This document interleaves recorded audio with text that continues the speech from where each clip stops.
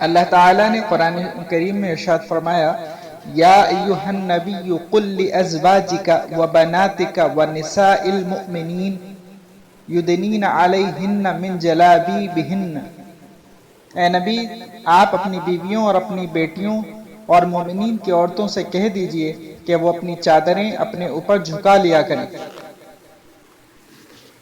اس آیت میں لفظ بنات سے معلوم ہوتا ہے کہ حضور صلی اللہ علیہ وسلم کے 2 سے زیادہ بیٹیاں تھیں، اور تمام معتبر روایات اس بات پر متفق ہیں کہ حضرت خدیجہ رضی اللہ عنہا کے بطن سے حضور صلی اللہ علیہ وسلم کے صرف ایک بیٹی حضرت فاطمہ نہیں تھیں بلکہ 3 بیٹیاں اور تھیں، جن کے اسماء گرامی زینب، رقیہ اور ام کلثوم ہیں۔ حضرت زینب کا نکاح ان کے خالہ کے بیٹے ابو العاص بن ربیع سے ہوا تھا، لیکن حضرت زینب کے مدینہ منورہ ہجرت کرنے تک چونکہ وہ ایمان نہیں لائے تھے، اس لیے دونوں میں باہم تفریق ہو گئی۔ آگے چل کر وہ بھی ایمان لے آئے اور دونوں میں یکجائی ہوئی۔ شروع 8 ہجری میں ان کا انتقال ہوا اور ایک لڑکا اور لڑکی اپنی یادگار چھوڑی۔ لڑکے کا نام علی تھا اور لڑکی کا نام امامہ۔ حضرت رقیہ رضی اللہ عنہا، ان کی پہلی شادی ابو لہب کے بیٹے عتبہ سے ہوئی۔ ابن سعد نے لکھا ہے کہ یہ شادی نبوت سے پہلے ہوئی تھی۔ جب آن حضرت صلی اللہ علیہ وسلم کی بعثت ہوئی اور آپ نے دعوت اسلام کا اظہار کیا تو ابو لہب نے اپنے بیٹوں کو جمع کر کے کہا کہ اگر تم محمد کی بیٹیوں سے علیحدگی اختیار نہیں کرتے تو تمہارے ساتھ میرا سونا بیٹھنا حرام ہے۔ تو دونوں بیٹوں عتبہ اور عتیبہ نے باپ کے حکم کی تعمیل کی۔ اس کے بعد حضرت نبی کریم صلی اللہ علیہ وسلم نے حضرت رقیہ کی شادی حضرت عثمان غنی رضی اللہ عنہ سے کر دی۔ نکاح کے بعد حضرت عثمان نے حبشہ کی طرف ہجرت کی تو حضرت رقیہ رضی اللہ عنہ بھی ساتھ تھیں۔ حضرت رقیہ کے ایک بچہ پیدا ہوا جس کا نام عبداللہ تھا، لیکن وہ صرف 6 سال زندہ رہا۔ حضرت عثمان حبشہ سے مکہ واپس آئے اور وہاں سے مدینے کی طرف ہجرت کی۔ حضرت رقیہ مدینہ میں آ کر بیمار ہوئی اور عین اسی دن جس روز زید بن حارثہ نے مدینے آ کر بدر میں فتح کا مزدہ سنایا، وفات پائی۔ غزوہ بدر کی وجہ سے آن حضرت صلی اللہ علیہ وسلم ان کے جنازے میں شریک نہ ہو سکے۔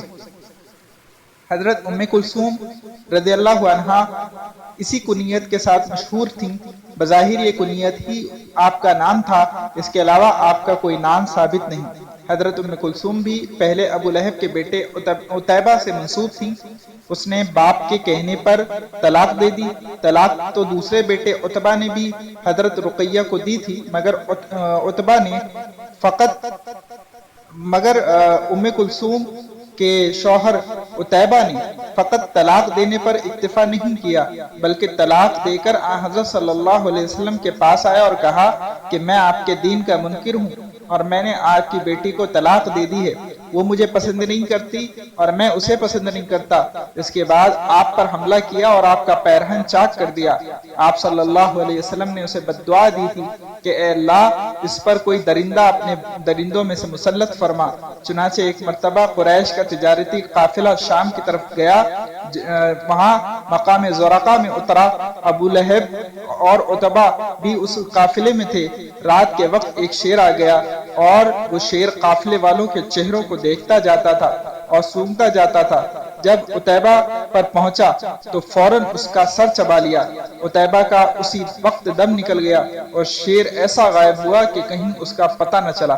حضرت رقیہ کی وفات کے بعد ماہ ربیع الاول ہجری سن 2 میں حضرت عثمان سے ان کا نکاح ہوا تھا۔ 6 سال حضرت عثمان کے ساتھ رہیں اور کوئی اولاد نہیں ہوئی۔ ماہ شعبان ہجری سن 9 میں حضرت ام کلثوم انتقال کر گئیں۔ رسول اللہ صلی اللہ علیہ وسلم نے نماز جنازہ پڑھائی۔ حضرت علی اور فضل بن عباس اور اسامہ بن زید رضی اللہ عنہم نے قبر میں اتارا۔ آن حضرت صلی اللہ علیہ وسلم قبر کے کنارے پر بیٹھے ہوئے تھے اور آپ کی آنکھوں سے آنسو جاری تھے۔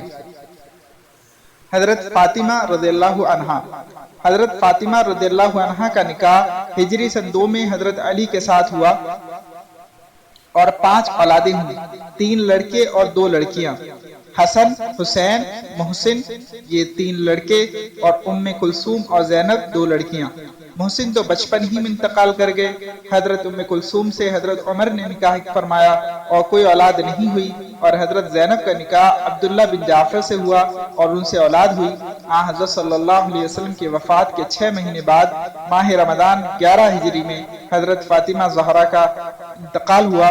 حضرت عباس نے نماز جنازہ پڑھائی اور حضرت علی اور حضرت عباس اور فضل بن عباس رضی اللہ عنہم نے قبر میں اتارا۔